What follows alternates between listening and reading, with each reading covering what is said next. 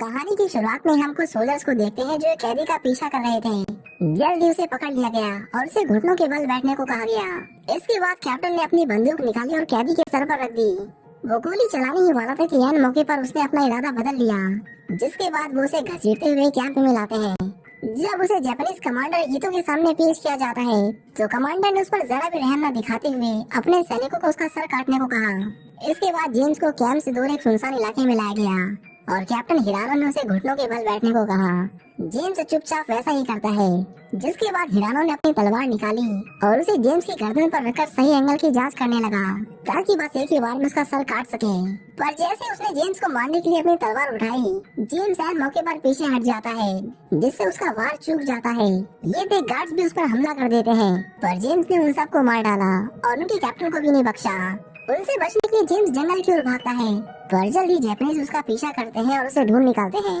हड़बड़ी में वो उनके बिछाए हुए जाल में फंस जाता है और उसका चाकू भी नीचे गिर गया था, जिस कारण वो जाल को काट नहीं पाता और पकड़ा जाता है। जब उसे कैंप में वापस लाया गया तो उसे देखकर कमांडर बोला कि ये अभी तक जिंदा क्यों है, मैंने इसे मारने के ऑर्डर्स दिए थे। इस बार कैप्टन जवाब देता है कि उसने भागने की कोशिश की थी, लेकिन हमारे बिछाए हुए जाल में फंस गया। जब कमांडर को पता चलता है कि जेम्स ने उसके सिपाहियों और कैप्टन हिरानो को मार डाला तो उसका खून खौल उठता है।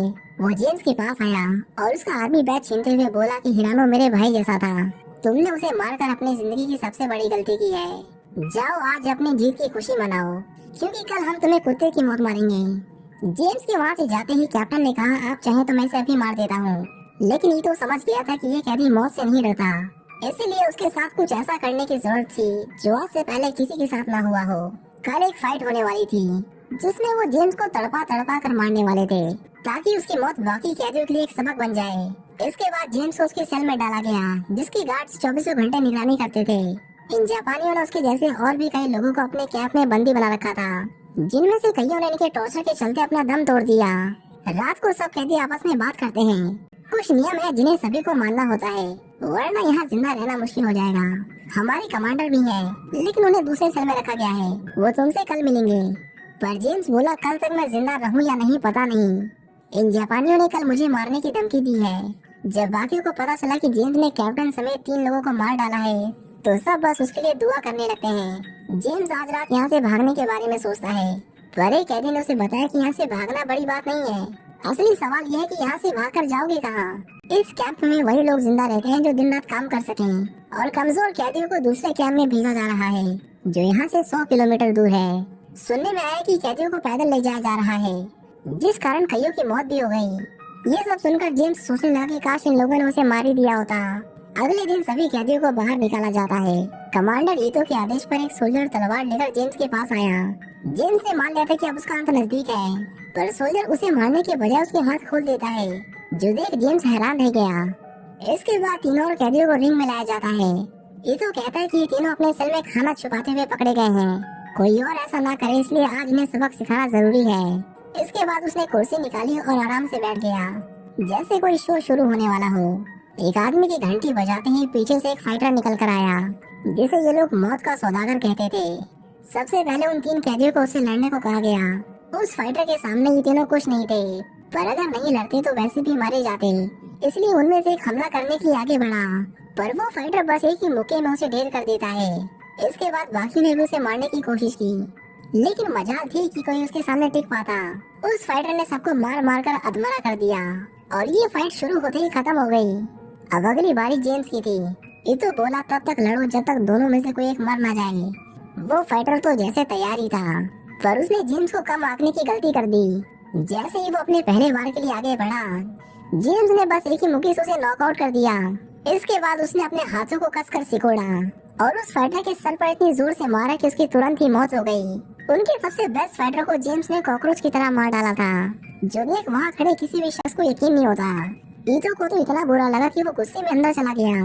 उनके कैप्टन ने कहा आपको इसे अभी खत्म करना होगा, पर ईतो कहता है कि ये बाकी कैदियों जैसा नहीं है और उसे इसकी कीमत चुकानी होगी, आज नहीं तो कल, लेकिन ये मरेगा जरूर। अगले दिन गैब्रियल नाम का कैदी बोला तुम्हारे हाथ में पत्थर वत्थर तो नहीं, कल क्या मारा तुमने उसे। जेम्स की मुलाकात कॉलिन से होती है, जो उनका कैप्टन था। कॉलिन का एक बार धमाके की वजह से घायल हो गया था, जिस कारण उसे चलने में परेशानी होती थी।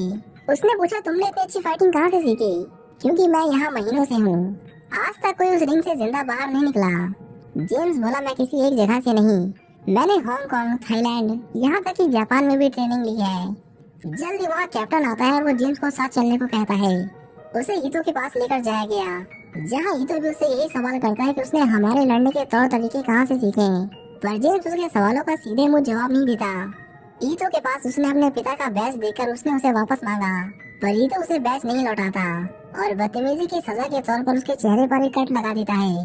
उसने फिर से जेम्स को वार्निंग देते हुए कहा कि बस एक और रात अच्छे से सो लो, कल तुम्हारा मरना पक्का है। अगले दिन जेम्स फिर से फाइट के लिए तैयार होता है। बाहर निकलते ही सभी उसका नाम चिल्लाने लगते हैं, पर उन्होंने देखा कि ये फाइट बिल्कुल भी फेयर नहीं थी। जेम्स को मारने वाले फाइटर्स की लाइन लगी हुई थी, जिनसे उसे एक साथ लड़ना था। घंटी बजते ही फाइट शुरू हो जाती है और सब के सब एक साथ जेम्स पर टूट पड़े, पर जेम्स पूरी तैयारी के साथ रिंग में उतरा था। उसने एक एक कर सबको बहुत मारा, कुछ तो इतना पीटे कि रिंग छोड़कर भागने लगे, पर जेम्स उन्हें पकड़ पकड़ कर मारता है। फाइट के आखिर में उसने एक का गला दबोचा और उसकी सांसें रोककर उसे मारने लगा। जिसे वो मार रहा था वो भी जापानीज था, पर किसी ने भी उसकी मदद नहीं की। जिसके बाद आखिर में जेम्स खुद उसकी जान बख्श देता है। कमांडो को एक बार फिर से मुंह की खानी पड़ी थी, और जिस तरह जेम्स उन कैदियों का हौसला बढ़ा रहा था वो उनकी कैंप के लिए बिल्कुल सही नहीं था। कॉलिन बोला, तुमने उसे मारा क्यों नहीं? जिस पर जेम्स का जवाब आया कि वो बस अपने कमांडर के ऑर्डर्स फॉलो कर रहे थे, उन्हें जो कहा गया उन्होंने किया, हमारी तरह वो भी मरना नहीं चाहते। इसी बीच हम देखते हैं कि ईतो फाइट में हारने वाले सोल्जर्स को गोली मरवा देता है, जो दिखाता था कि उसमें अपने लोगों के लिए भी जरा सी इंसानियत नहीं थी। गैब्रियल बोला कि एक हफ्ते बाद ही हमें दूसरे कैंप में ले जाएंगे, शायद वो जगह इस नर्क से अच्छी हो। पर कॉलिन इन जापानियों को अच्छे से जानता था। आधे से ज्यादा कैदियों को तो ये लोग रास्ते में ही मार दे रहे थे, खासकर वो लोग जो चल नहीं सकते हैं। जेम्स बोला, उसे एक रेडियो चाहिए। अगर हमारी मिलिट्री अभी कोस्ट पर तैनात है तो बहुत ज्यादा चांसेस है कि हम उस रेडियो के जरिए उनसे कांटेक्ट कर सकें। एक रेडियो वॉच टावर के पास तैनात गार्ड के पास था, इसलिए अगले दिन कुछ कैदी मिलकर कैंप में लड़ाई शुरू कर देते हैं। गार्ड्स को मामला गंभीर लगा, इसलिए सब उन्हें रोकने के लिए नीचे आते हैं। बस इसी मौके का फायदा उठाकर जेम्स टावर पर चढ़ गया और उनका रेडियो चोरी कर लिया। उधर गार्ड्स हवा में गोली चलाकर सबको शांत करते हैं, पर तब तक जेम्स अपना काम कर चुका था। इसी बीच एक नर्स जेम्स को देख लेती है। जेम्स उसे शांत रहने को कहता है, पर तभी गार्ड वहां आया और उस नर्स के साथ बदतमीजी करने लगा। मना करने पर वो उस नर्स को जोर का थप्पड़ मारता है, जिससे वो नीचे गिर गई। खुशकिस्मती से उसने जेम्स को नहीं देखा और वहाँ से चलता बना। जेम्स को उस नर्स के लिए बहुत बुरा लगा, पर अफसोस वो कुछ नहीं कर सकता था। इसके बाद वो फटाफट रेडियो छुपा देता है और सब बड़ी चालाकी से उसे अपने सेल के अंदर ले आते हैं। एक कैदी बोला, तुम जानते हो ना कि हम इस रेडियो से सिर्फ सुन सकते हैं, अगर हमने मदद का सिग्नल भेजा तो पकड़े जाएंगे। वो ये भी कहता है कि अगर उन्हें पता चला कि रेडियो गायब है तो वो हमें तब तक टॉर्चर करेंगे जब तक उन्हें रेडियो मिल नहीं जाता। पर जेम्स बोला, डरो मत, इनके पास कई रेडियो हैं, एक गुम हो गया तो इन्हें पता नहीं चलेगा। अगले दिन ईतो सभी कैदियों को बाहर खड़ा करता है और कहता है कि तुम में से कुछ कैदी कैंप के उन हिस्सों में जाते हुए देखे गए हैं जहाँ जाना मना है। वो कॉलिन की ओर उंगली उठाकर इशारा करता है, लेकिन कॉलिन बोला कि तुम गलत आदमी की ओर पॉइंट कर रहे हो। जिसके बाद उनमें से एक को पकड़ लिया गया, उसे घसीटकर रिंग में लाया जाता है और उससे उसके बाकी साथियों के नाम पूछे जाते हैं। ईतो उसे वादा करता है कि जानकारी के बदले वो उसकी जान बख्श देगा, जिसके बाद उसने नाम बता दिया। हालांकि ईतो अपने वादे पर खरा नहीं उतरता और उन दोनों को मरवा देता है। रात को जेम्स एक कैदी के पास आया और उससे पूछा कि तुम उन दोनों को जानते थे ना? अगर उन्हें बाहर जाने का रास्ता पता था तो तुम्हें भी पता होगा। उस कैदी को डर था कि कहीं ये भी उसे धोखा ना दे, इसलिए वो उसे नहीं बताता। पर फिर सबके रिक्वेस्ट करने पर वो उसे एक ब्लाइंड स्पॉट के बारे में बताता है, जहाँ से गार्ड्स की नजरों में आए बिना बाहर जाया जा सकता था। उसी रात जेम्स रेडियो लेकर बाहर निकल जाता है। घने जंगलों से होता हुआ वो काफी दूर आ गया। उसने जब रेडियो चालू किया तो उसे कुछ लोगों की आवाज आई जो नवाजो भाषा में बात कर रहे थे। इसी बीच एक सोल्जर जांच करने के लिए उनके सेल में आया।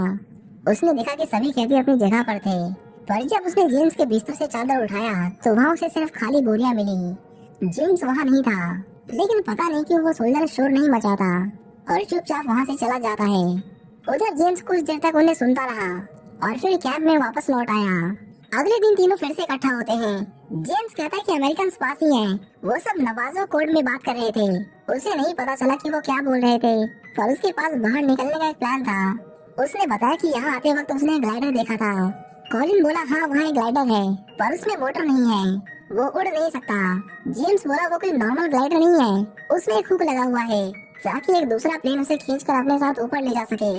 तो उसका प्लान ये था कि अगर कोई पायलट अपने प्लेन को इतना नीचे ला सके कि हम उसमें हुक फंसा दें तो वो हमें ग्लाइडर समेत ऊपर खींच सकता है।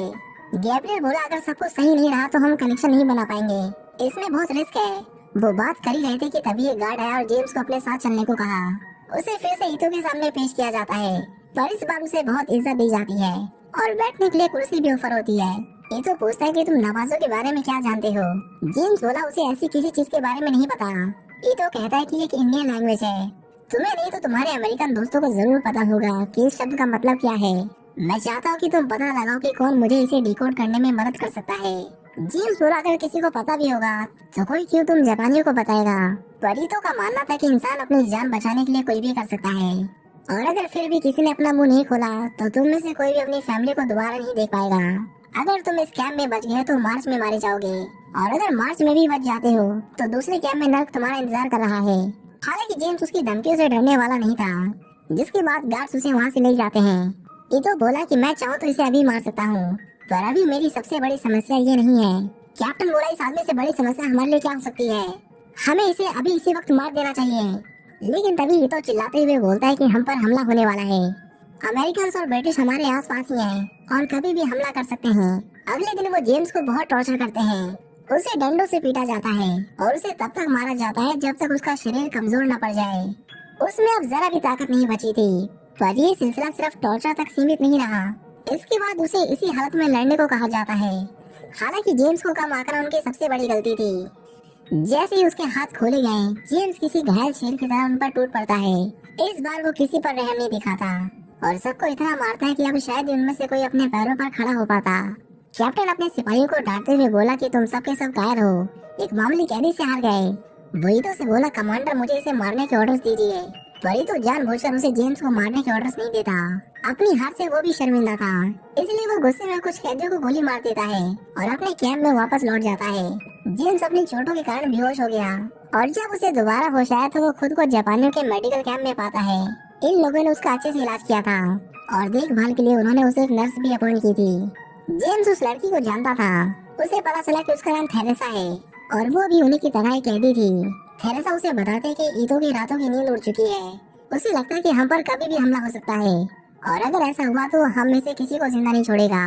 रात को ईतो जेम्स से मिलने आता है और कहता है कि तुम एक अच्छे फाइटर हो, पर अभी तुम्हें कईयों से लड़ना है। आज तुम आराम करो क्योंकि कल तुम मरोगे। जेम्स बोला बस कर, जब से मैं आया हूँ तब से तू ये बात 3 बार बोल चुका है। अगर मुझे मारना ही है तो ये सब करने की क्या जरूरत है। सब मुझसे ऐसे ही लड़ते रहे तो एक दिन सब मारे जाएंगे और आखिर में सिर्फ तुम बचोगे। फिर क्या करोगे, तुम लड़ोगे मुझसे। इस पर ईतो उसे कुछ नहीं कहता और चुपचाप वहाँ से चला जाता है। इसके बाद जेम्स अपने साथियों के पास लौटा जो उसे जिंदा पाकर बहुत खुश होते हैं। उनमें से कैदी बताता है कि जब तुम मेडिकल कैंप में थे तो कुछ अमेरिकन प्लेन्स हमारे ऊपर से गुजरे। अब साफ हो चुका था कि अमेरिकन पास ही हैं। उन्हें बस रेडियो के जरिए उनसे कांटेक्ट करना था। वो जानते थे कि इसमें खतरा है क्योंकि अगर उन्होंने सिग्नल भेजा तो पकड़े जाएंगे, पर अब यही तरीका था। रात में जेम्स और गैब्रियल एक बार फिर से कैंप से बाहर निकलते हैं, पर कुछ दूर जाते ही गार्ड उन्हें देख लेता है। जेम्स समझ जाता है कि आज रात बाहर जाने का कोई फायदा नहीं।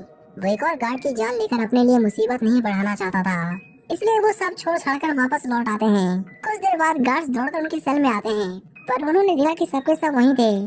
अगले दिन ईतो सभी कैदियों को फिर से इकट्ठा करता है और कहता है कि कल रात कुछ कैदियों ने अपने बैरक तोड़कर हमारे गार्ड्स पर हमला किया। मैं जानता हूँ कि ये किसी एक का काम नहीं है, इसलिए जो भी इसमें शामिल थे वो अपने आप आगे आ जाएं।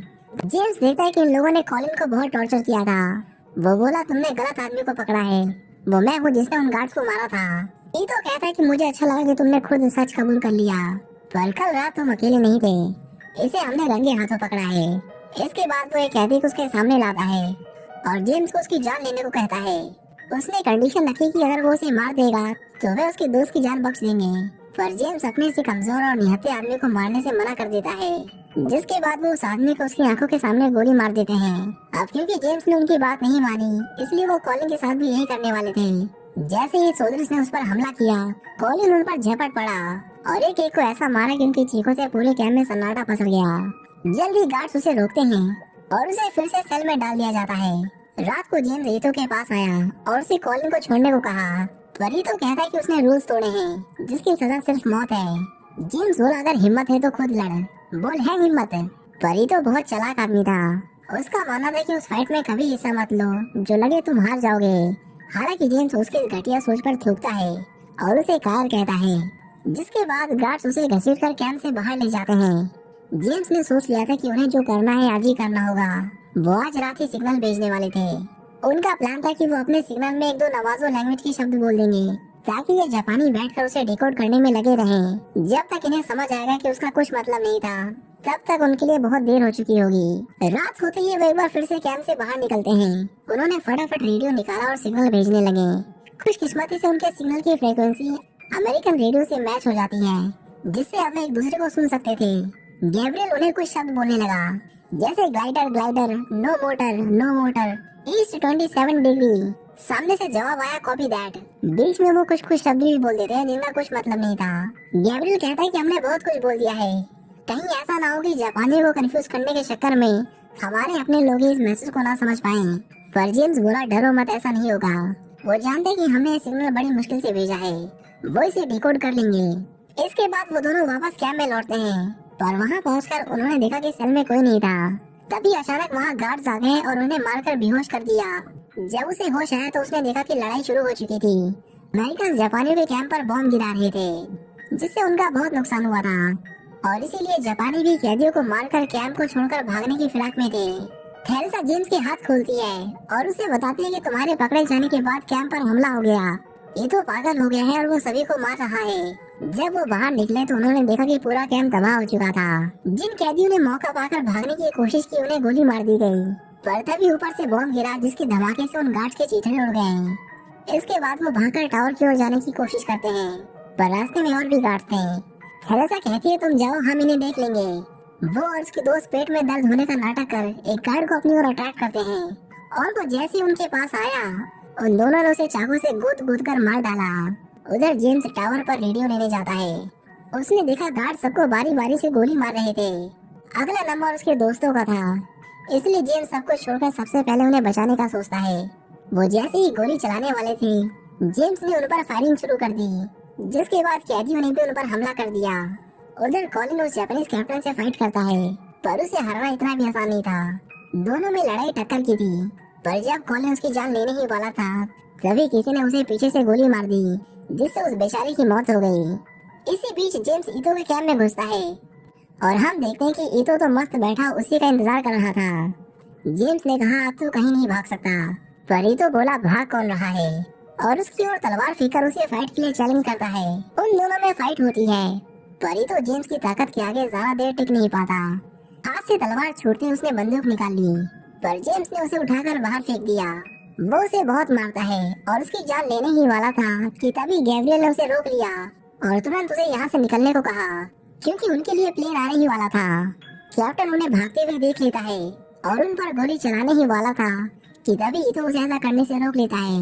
हम उसकी आंखों में हार और शर्मिंदगी साफ साफ देख सकते थे। अगर आज वो जेम्स को मार भी देता, तब भी वो इस सच को कभी नहीं बदल पाता कि वो एक कायर है, इसलिए वो जेम्स को जाने देता है। हम देखते हैं कि बचे हुए लोग ग्लैडिएटर तक पहुंच जाते हैं। उन्होंने उसे रस्सी से बांधा और एक मजबूत हुक तैयार किया। इसके बाद वो सब अंदर बैठ गए। हम एक अमेरिकन फाइटर प्लेन को देखते हैं जो उनके थोड़ी सी ऊपर उड़ रहा था। उसने अपने हुक को नीचे गिराया और अपने प्लेन को बहुत नीचे ले आया। ये उनका पहला और आखिरी मौका था, क्योंकि एक चूक उनके सारे प्लान पर पानी फेंक सकती थी। हालांकि ऐसा नहीं होता, क्योंकि वो हुक उनके ग्लैडिएटर से अच्छी तरह फंस जाता है और वो उन सबको अपने साथ हवा में उठा लेते हैं। उन्होंने फाइनली कर दिखाया था, वो कैंप से बाहर आ गए थे। हालांकि कैंप में हर किसी की किस्मत उनकी जितनी अच्छी नहीं थी। जेम्स खुद से वादा करता है कि वो उनके लिए वापस आएगा और उन सबको वहाँ से बाहर निकालेगा। इसके 8 साल बाद हम जेम्स को देखते हैं, जो सेकंड वर्ल्ड वॉर खत्म होने के बाद जापान वापस लौटता है। वो यहाँ ईतो से मिलने आया था, क्योंकि उनका पुराना हिसाब अभी भी बाकी था। ईतो तो वहाँ नहीं था, पर हम यहाँ उसके बेटे को देखते हैं। जब उसे पता चला कि जेम्स वही फाइटर है जिसके कारण उसके डैड को अपनी पूरी जिंदगी शर्मिंदगी से जीना पड़ा, तो वो अपने स्टूडेंट्स को उसे सबक सिखाने को कहता है।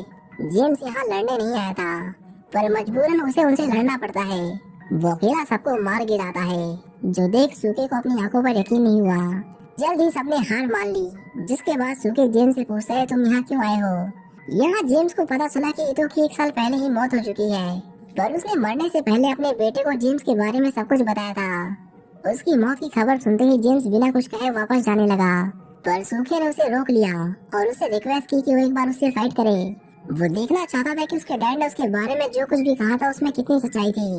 जेम्स उसकी रिक्वेस्ट एक्सेप्ट कर लेता है और दोनों फाइट करते हैं। सूकी ने अपने सबसे बेस्ट मूव से उस पर हमला किया, पर जेम्स सब पहले से ही जानता था, इसलिए वो उसे बड़ी आसानी से हरा देता है। ये तो बस नमूना था। जेम्स चाहता तो उसे एक पंच में मौत की नींद सुला सकता था, पर वो ऐसा नहीं करता।